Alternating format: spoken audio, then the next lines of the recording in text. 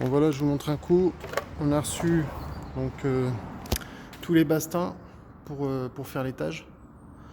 On les a rentrés hier. Alors hier c'était mardi 14 septembre. Petite journée hier, on a fait que ça. On a rentré les bastings, on est parti se reposer. Bon, il faisait pas beau, tout ça, ça nous a pas motivés. Donc on a des bastings. C'est des bastings classiques, hein. Je crois que c'est des 63 par 175. C'est ce qui va nous servir pour faire le solivage à l'étage. Et ensuite, par-dessus ça, on va venir poser l'OSB. Et donc, entre les bastings et l'OSB, pour éviter que ça travaille, en gros, pour faire un joint de dilatation, on va poser ce qu'il y a là-bas. Je vais vous montrer juste après. Donc là, on a des bastings de 6 mètres. Ici, 5 mètres là et 4 mètres. Donc 5 mètres, c'est tout ce qui restait. Ils n'avaient plus rien d'autre. Donc c'est pour ça que j'ai pris beaucoup plus de 6 mètres. Et puis je les couperai à la dimension, tant pis.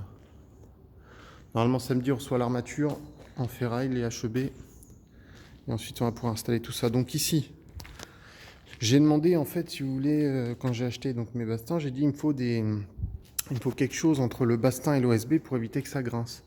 Moi, j'ai déjà vu sur Internet les petits, c'est des rouleaux de scotch qu'on vient scotcher, en gros, sur le bastin.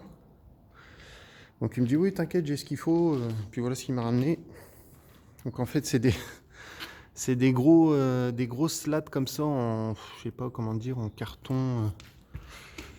Vous voyez, c'est un peu fibre, peut-être, ouais, je sais pas, de la fibre de bois. Et ça va me servir de joint. Donc je connaissais pas du tout.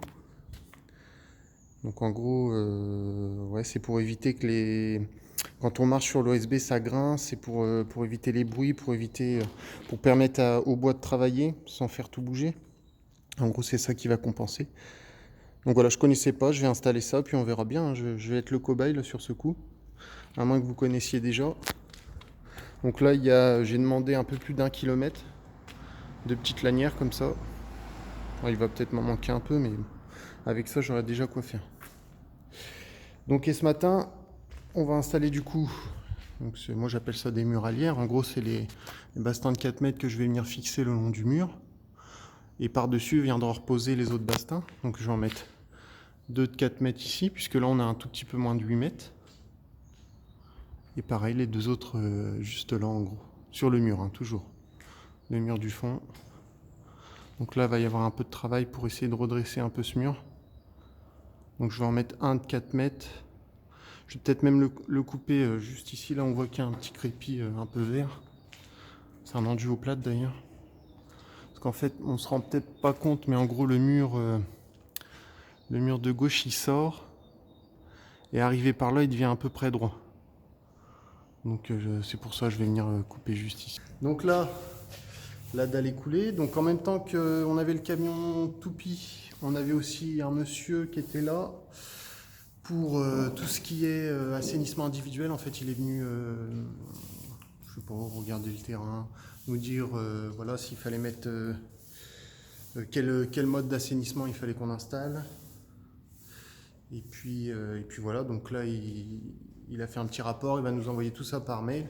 Et en gros, il va nous dire, bah voilà, vous êtes obligé de mettre tel système à tel endroit. Et puis on n'a pas le choix, on est obligé de faire comme ça. Donc il a aussi dimensionné le système d'assainissement, puisqu'ici il y aura donc 5 chambres, les pièces de lit, tout ça.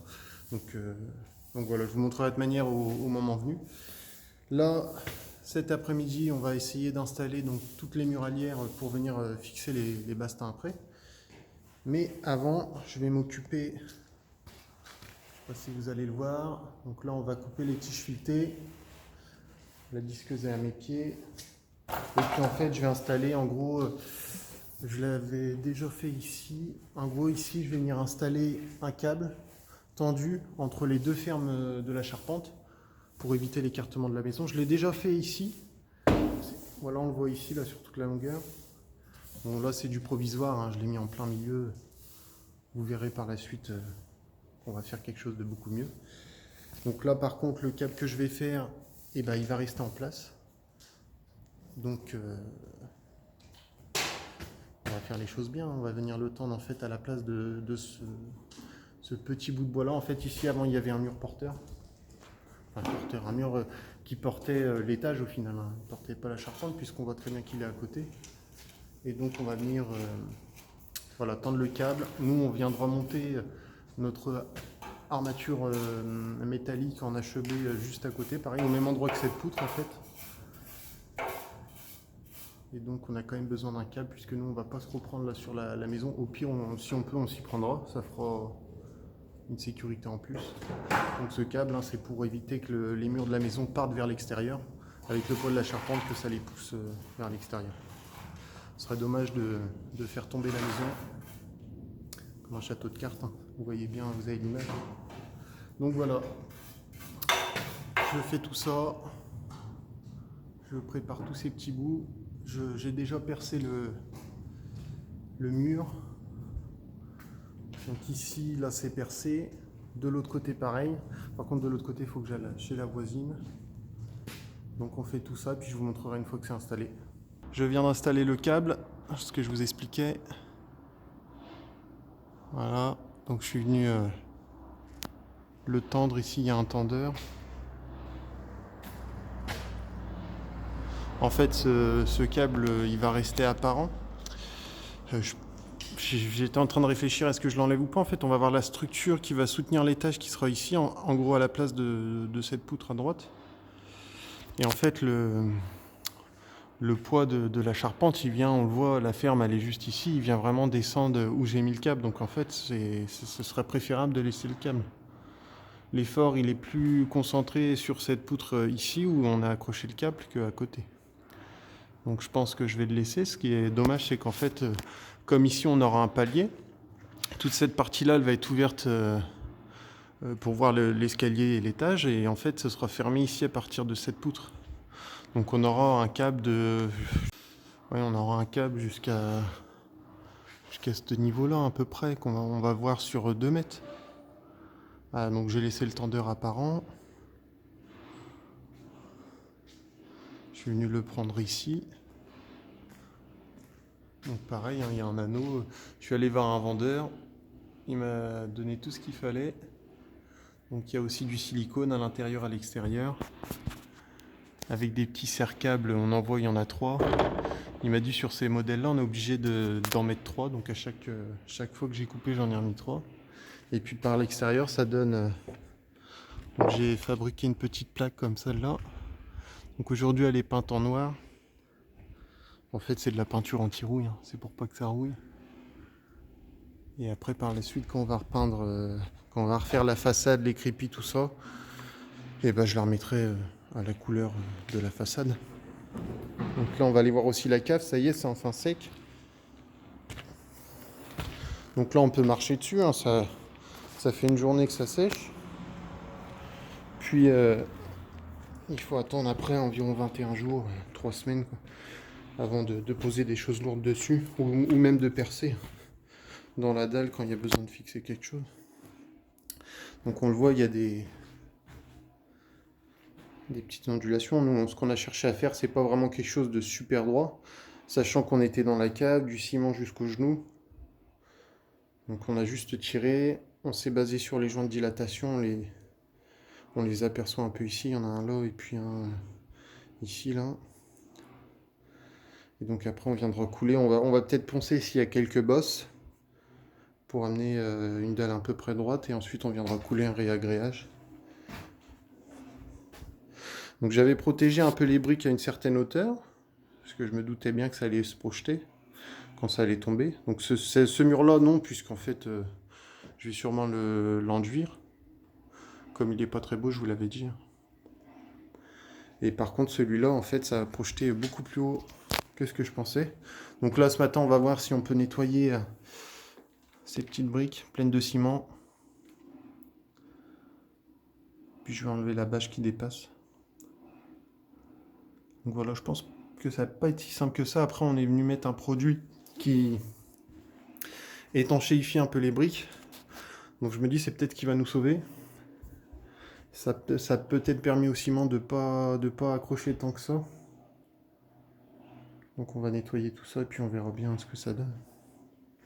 Donc voilà, la cave, elle va rester comme ça facilement un mois. De toute manière, samedi, on reçoit toute l'armature en ferraille pour commencer à monter le premier étage. Donc après, on ne descendra plus dans la cale. Je vous fais une petite vidéo rapide. Donc sur le fil électrique, en fait, quand on fait une rénovation, nous on a décidé de refaire toute l'électricité à neuf. Et donc on récupère tout le fil électrique de la maison, de ce qu'il y avait d'origine.